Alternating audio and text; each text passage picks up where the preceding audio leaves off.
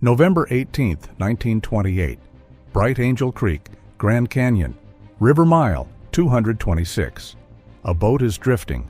No one is steering it. The supplies inside are untouched.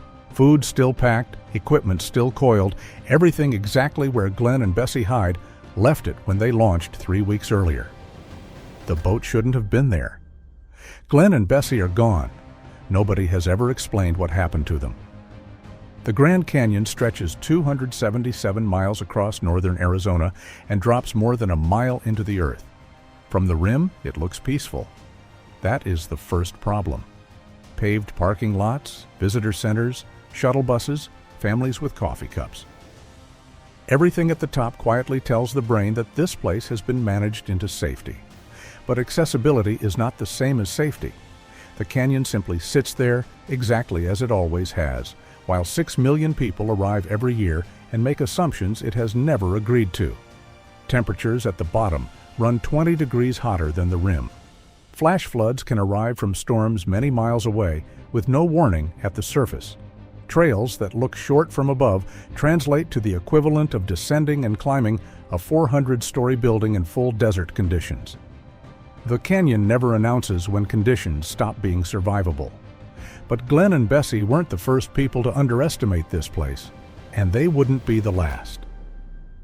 The Hyde couple, 1928. Glenn and Bessie Hyde were 26 and 22 years old when they arrived at the Grand Canyon in October 1928 as newlyweds. Their plan was specific and ambitious. They intended to run the Colorado River through the entire canyon in a homemade sweep scow, a flat-bottomed wooden boat Glenn had built himself. If they succeeded, Bessie would become the first woman to complete a full Colorado River traverse through the Grand Canyon. They launched on October 20th. For the first several weeks, people who encountered them along the river confirmed they were making progress. The Colorado through the canyon contains some of the most technically demanding whitewater in North America. Rapids at the highest difficulty ratings, boulder fields, drops with no clean line. The Hyde boat carried no life preservers. Their last confirmed sighting was November 18th near Hermit Rapid. Later evidence suggested they had continued downstream and reached somewhere near Diamond Creek before whatever happened. But here's the part nobody could explain. Weeks later, searchers found their boat floating near Diamond Creek. Everything was inside it: the food, the bedrolls, Bessie's journal, last entries still legible, her camera. Nothing missing, nothing disturbed. No sign of either of them anywhere. Searchers covered the riverbanks for miles in both directions. No bodies, no equipment washed downstream. No indication of what had happened at the moment everything stopped. Theories accumulated over the decades. A capsize in a rapid they had already survived. A fall from the canyon walls above the waterline, or something nobody ever witnessed. In 1971, a prominent river guide named Georgie White claimed on her deathbed to be Bessie Hyde, having survived and assumed a new identity. The claim was investigated and found inconclusive. Glenn and Bessie Hyde have never been found. The canyon kept that ending for itself. The crossing. Heat kills quietly. The most common way the Grand Canyon kills people is the one that looks least dangerous on the way in. A rim-to-river and back-day hike on the Bright Angel Trail covers approximately 21 miles with 4,340 feet of elevation change each direction. The descent takes most hikers 3 to 4 hours. The ascent, in afternoon heat, in a body that has already spent hours on the trail, takes considerably longer. The problem is how the descent feels. Gravity assists. Legs feel strong. Progress comes easily. The river looks achievable, then close, then reachable. Confidence builds with every switchback. By the time a hiker reaches the bottom and touches the water, the feeling of accomplishment is immediate and real. Then the return begins. Heat at the canyon floor regularly exceeds 110 degrees Fahrenheit in summer months. Elevation gain from river to rim requires the body to work harder than the descent ever suggested was coming. Water consumption accelerates. Electrolytes deplete. The first symptoms of heat exhaustion, fatigue, mild confusion, slower thinking, arrive quietly and feel manageable. They are not manageable. In July 2019, a 50-year-old visitor who had traveled from Hong Kong to see the canyon died from heat exhaustion on a below-rim trail. In the summer of 2021, an experienced hiker from Germany who had prepared carefully, carried sufficient water, and started early collapsed on the return ascent. Heat had taken her judgment before it took her legs. The canyon search and rescue teams conduct hundreds of below-rim operations every year. Most of them start the same way.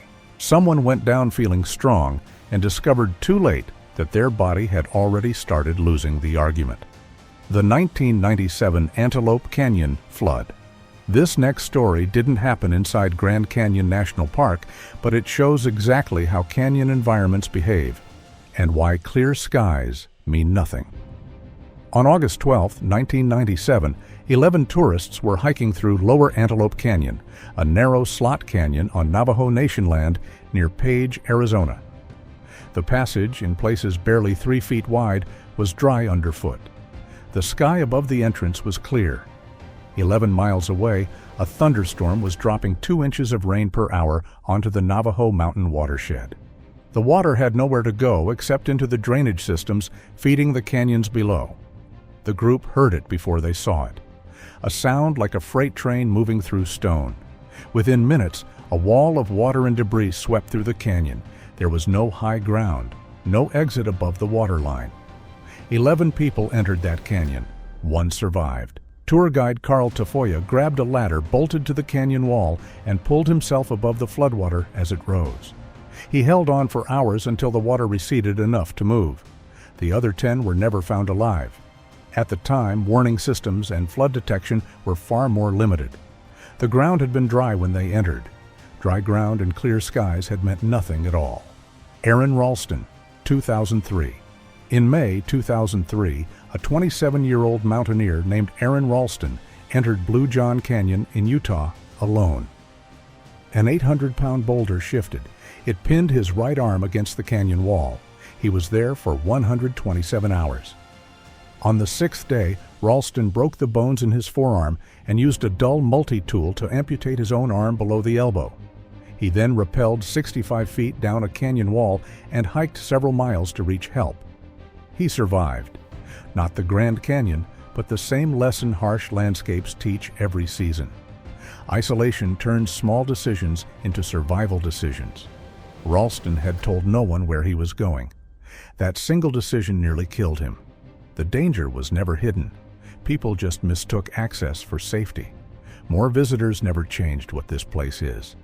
The canyon sat here for 6 million years before the trails were cut, before the visitor centers were built, before the shuttle buses and the selfies and the coffee cups at the rim. It will be here after all of it.